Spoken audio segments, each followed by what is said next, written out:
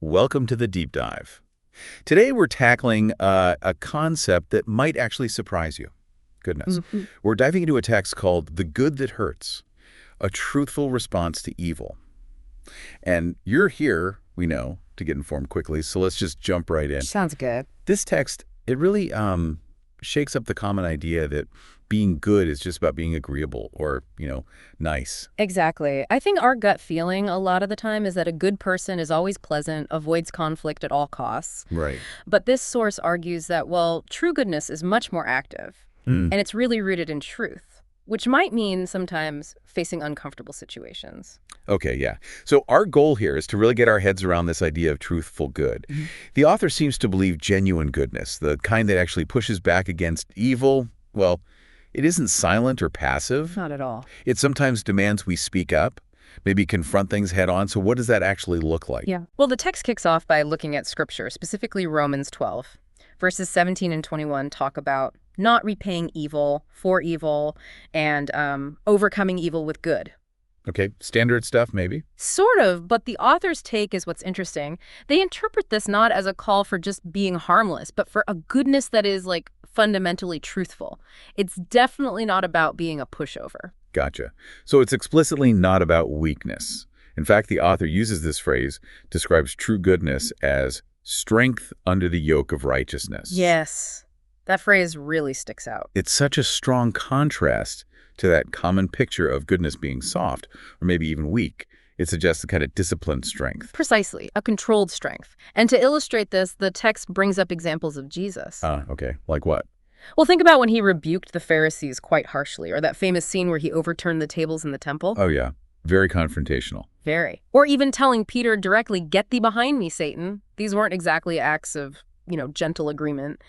Definitely not what most people would label nice.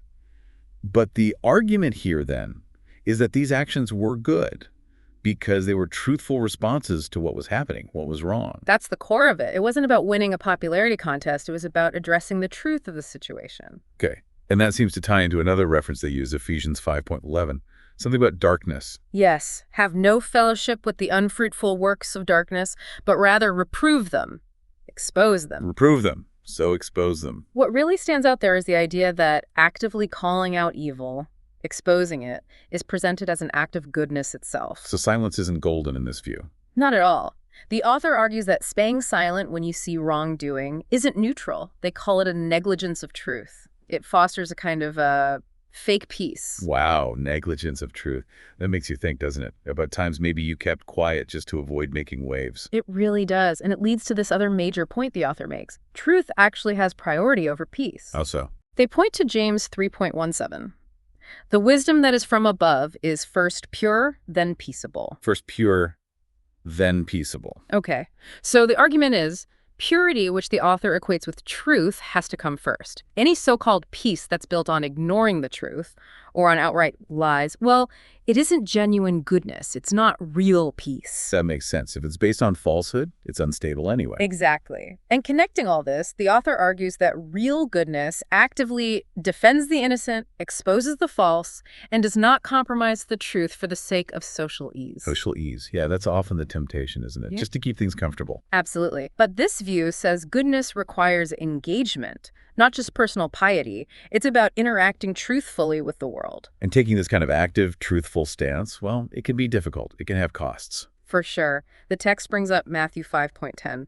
Blessed are they which are persecuted for righteousness' sake. Right, the beatitude. And the author suggests this blessing isn't about being popular or liked. It comes from the value, the inherent good, of standing firm in truth, even when it's hard, even when you face opposition for it. So it reframes persecution not as failure, but potentially as a sign you're doing something right, something truly good. That seems to be the implication, which leads to the practical side of what they call truthful love, referencing 1 John 3.18. What does that say?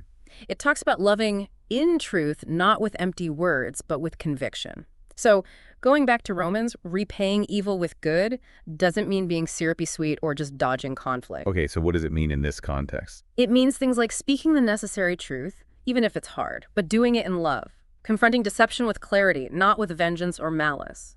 So wrapping this up, the core idea Yeah. from this deep dive into the good that hurts is that, well, true goodness isn't just passive niceness. It's not about being harmless. No, it's presented as an active force, one that's centered on truth.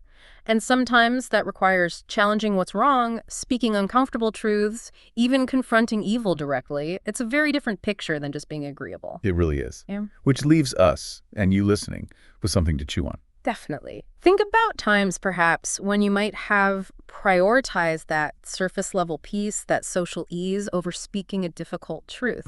How might this perspective, seeing goodness as active, strong, and truth-centered, shift how you understand what it really means to, do good? A powerful question to consider. It certainly challenges some common assumptions.